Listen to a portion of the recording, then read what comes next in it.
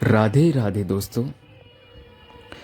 आज मैं लेकर आया हूँ नई कहानी जिसका शीर्षक है असल में कौन थे महाभारत के संजय। युद्ध के बाद कैसे बीता था उनका जीवन। पूरी जानकारी के लिए कहानी को पूरा सुनिएगा और वीडियो के अंत तक बना रहिएगा। इससे पहले कि आप कहानी में खो जाएं, कृपया मेरे चैनल पुरानी कथाओं को सब्सक्राइब करें, वीडियो को अवश्य ही शेयर कीजिएगा और बेल आइकन प्रेस करना नहीं भूलेगा। आइए विस्तार से सुनते हैं कहानी को। धृतराष्ट्र को महाभारत युद्ध का सजीव वर्णन सुनाने के लिए महर्षि वेद व्यास ने संजय को दिव्य दृष्टि प्रदान की थी। असल में संजय पेशे से बुनकर और धृतराष्ट्र के मंत्री थे। युद्ध के बाद उनकी चर्चा आमतौर पर खत्म हो गई। जानते हैं कि उसके बाद उनका जीवन कैसे रहा। हम लोग हमेशा महाभारत के संजय की चर्चा करते हैं, जिन्हें युद्ध का सजीव वर्णन धृतराष्ट्र को सुनाने के लिए विशेष दिव्य दृष्टि मिली थी। आखिर कौन थे संजय? महाभारत से लेकर आज तक वो क्यों अमर हैं? उस युद्ध के बाद उनका क्या हुआ? वैसे आपको बता दें कि वो जाति से बुनकर और धृतराष्ट्र के मंत्री भी थे। संजय महर्षि वेद व्यास के शिष्य थे। वो धृतराष्ट्र की राजसभा में शामिल थे। राजा धृतराष्ट्र उनका सम्मान करते थे। संजय विद्वान गावलंगन नामक सूत के पुत्र थे और जाति से बुनकर।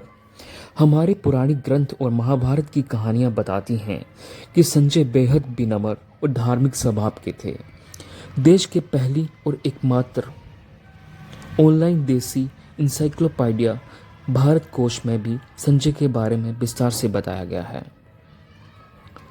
संजय को धृतराष्ट्र ने महाभारत युद्ध से ठीक पहले पांडवों के पास बातचीत करने के लिए भेजा। वहां से आकर उन्होंने धृतराष्ट्र को युधिष्ठिर का संदेश सुनाया था। वह श्री कृष्ण के परम भक्त थे। बेशक वो धृतराष्ट्र के मंत्री थे, इसके बाद भी पांडवों के प्रति सहानुभूति रखते थे। वह भी धृतराष्ट्र और उनके पुत्रों अधर्म से रोकने के लिए कड़े से कड़े वचन कहने में हिचकते नहीं थे। संजय हमेशा राजा को समय समय पर सलाह देते रहते थे।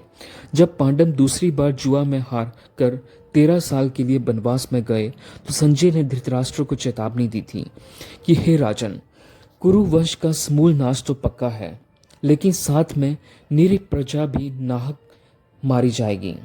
हालांकि धृतराष्ट्र उनकी स्पष्टवादिता पर अक्सर क्षुब्ध भी हो जाते थे।